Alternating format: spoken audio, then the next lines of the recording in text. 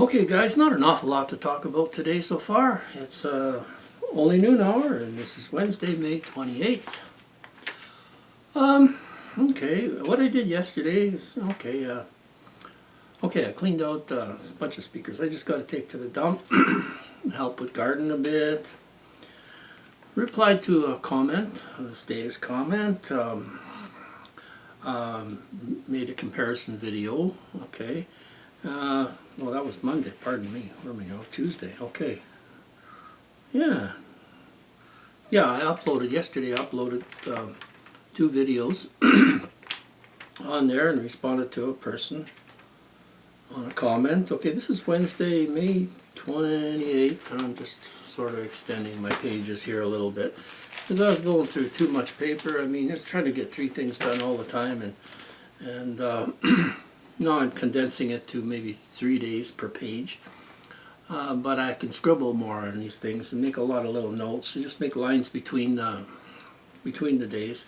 Anyway, what I did today is I went out. I've been working on a car. I picked up a,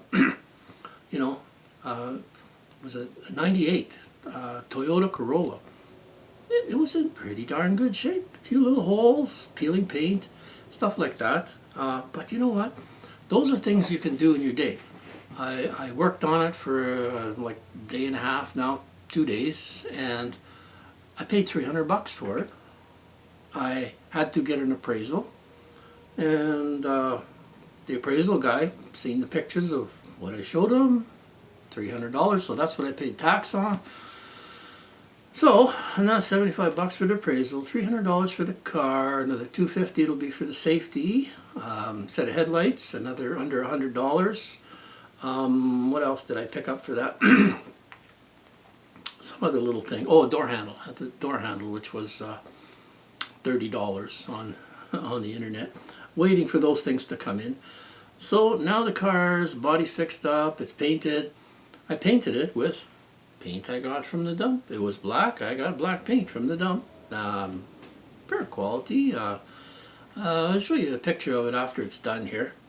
And I painted right outside. And so last night the bugs were sticking to it, and today I went out and I'm doing the bottoms a little bit, re-rock guarding where the repairs were done a little bit, and I'm repainting that right now. So, anything you can do in your day that will make your day more affordable and better and entertaining, this is not work. I mean, I did this for a living all my life, and my health started to get bad from the chemical.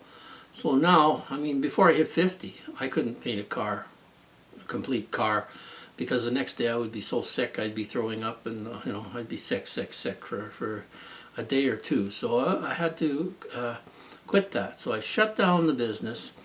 I was into real estate, like rental real estate. That is what happened, how I got into that before, because of, it was a book like this, and I just tried to do 3 things. And there was no internet at the time, like there was internet, but there was no a Kijiji, there was no posting boards and stuff like that. There was very little of anything, and I didn't have any computers, and nobody hardly did. So I did it with this book of doing things every day, documenting my day. So I got into real estate, and then there was courses out there. So I had Carlton Sheets course on how to buy property with no money down.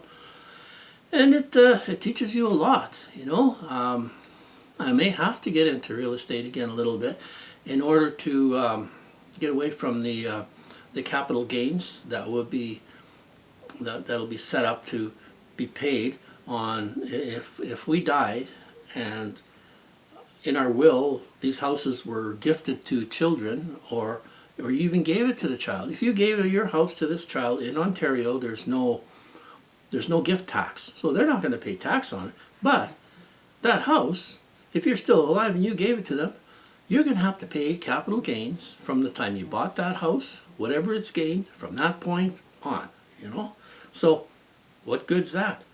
I mean, we die, this person has the house, this child or whoever we leave it to has the house. They think, yeah, it's tax-free. But the government's going to step in, I'm sure, and say, you know what? those people, they owe capital gains on that property. So if they put a lien against that property, those people can't even get a loan on the house, even though it was paid off. Very unlikely that they're gonna actually really have to probably sell it within 30 days or whatever to give the revenue boys the money, or they're gonna grab it. You know, just like if you had no will and you died and everything was left there, well then the government takes it all. Like it's it's a crazy world, but that's the way it is. God created the world, man screwed it up. Man, through Satan, with all their games, like they've done it to us. So, well, whatever.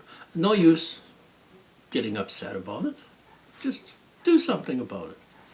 So, work within it. If you look at it as a challenge, a possibility, open new doors. And that's what you do with the Carlton Sheets course. That's what I did. Anyway, to get back to my story, I was getting sick. I got into rentals. I had Mark Street had 2 rentals, up, down. Prudence Street had 1.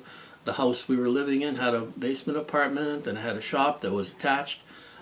So I got rid of the other real estate, and then we were still living in that one with the shop, but I couldn't do the work anymore. So I just, we found a house out here, bought it, moved out here, sold everything. So now we would be facing, won't face capital gains if we sell our property, because it's our sole house. We're not going to face, everything went up in cost. So if we bought it for $50,000 and we sell it for $300,000-$400,000, there's no capital gains. But if we leave it to somebody, then there's capital gains on it.